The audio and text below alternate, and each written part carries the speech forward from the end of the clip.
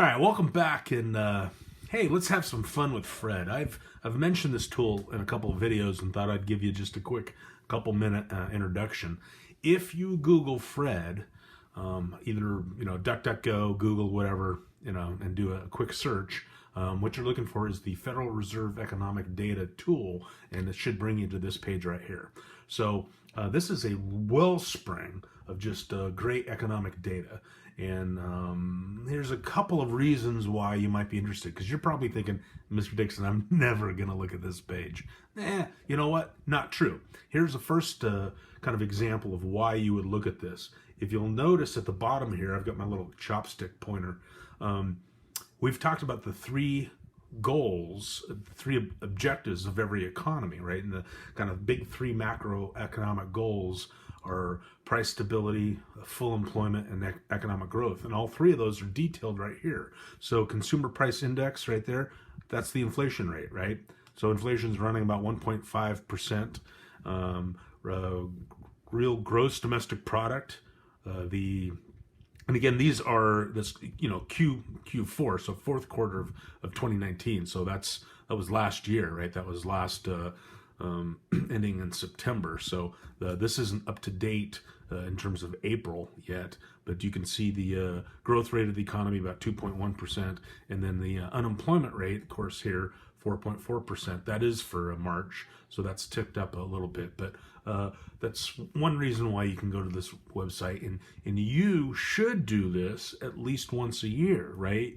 Before you go in for your annual review, once you get a job, because what happens during your annual review, that's usually when you get a raise, right? So you need to make sure your raise is equal to or greater than that percentage right there, or you're really not keeping up in terms of your purchasing power. So that's one reason why you could or would look for Fred. But Fred allows you to do a bunch of other really cool things, both for classes and reports and etc. So, like for instance, one thing you could let's say you were interested in, here's the fun part. You can put just about any word in here, anything, even if it is even sort of tangentially related to economics. For instance, you could put population in here, and population, right? Obviously, we're talking about the U.S. population. There's the U.S. population. So if you ever wanted to know, hey, what is the U.S. population? Well, as of, what's that say, January 2020, it's about 330 million people in the U.S., right? So that's kind of handy. Other things you can do with Fred, and the third and final thing I'll show you real quick, and this is, I really like this because can I show you a picture of the U.S. economy? Sure, I can.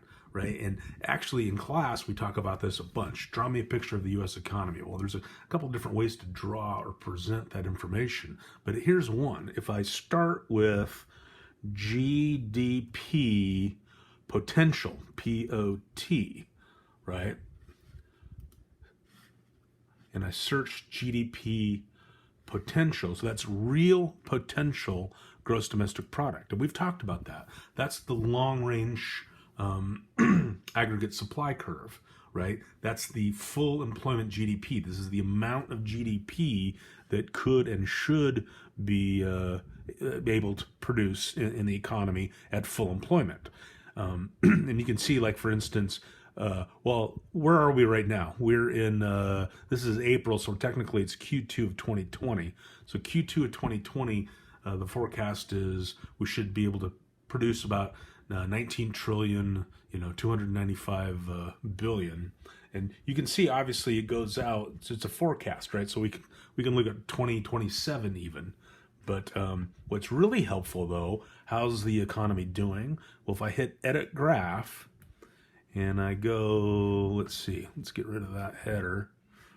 So edit graph, add a line, and I put GDP, so real gross domestic product. And you want it in real terms, right? Because that adjusts for inflation. And we add a line. So there we go. So let me tighten this up a little bit for you. there's a picture of the U.S. economy. And in fact, here, let's zoom in on this a little bit. What that shows are business cycles, right? And it shows the actual performance, the red line, versus the potential. So, and of course, those gray columns are periods of recession. So here's a case. We take Q1, first quarter of 2003, and we can see that the short run economy was actually producing a level or a quantity of GDP that was less than the potential. So that's what we talked about in terms of a recessionary gap, right? We can look at the second quarter of 2000 when the short run economy was actually producing a level greater than potential. So that would have been a inflationary gap. And here's what I love. I've had textbooks as well as teachers tell me before that the U.S. economy never operates in equilibrium. Well, what's that? Right there, right? First quarter of the 2001, that's equilibrium, right? Because the short run economy is actually producing a level equal to the potential. You can see an equilibrium here again in second quarter 2007. And actually, let's get closer to our present time, right? So first quarter of 2018, the economy was in equilibrium. Now, here's what's interesting. Here's the period right before the corona nonsense all began. So we're looking at Q4 of 2019. I guess that was last few months ago, about 6 months ago. But what are we looking at there? Well, we're looking at a inflationary gap, right? Because the short run economy was producing slightly more, so about call it $100 billion more than the potential, and that's what the economy looked like prior to the coronavirus. So again, Fred, really super helpful tool. You can, again, all kinds of data you can look up. And I hope this video was helpful. If it was, make a comment down below in the comment section, and I can post a couple of other videos on Fred. There's a couple of other exercises you can do, a couple of other things you can look up, like consumption spending. How much is actual consumption spending? Anyway, so if you're interested, let me know, and I can put a few more of these out. And that's it. Thank you.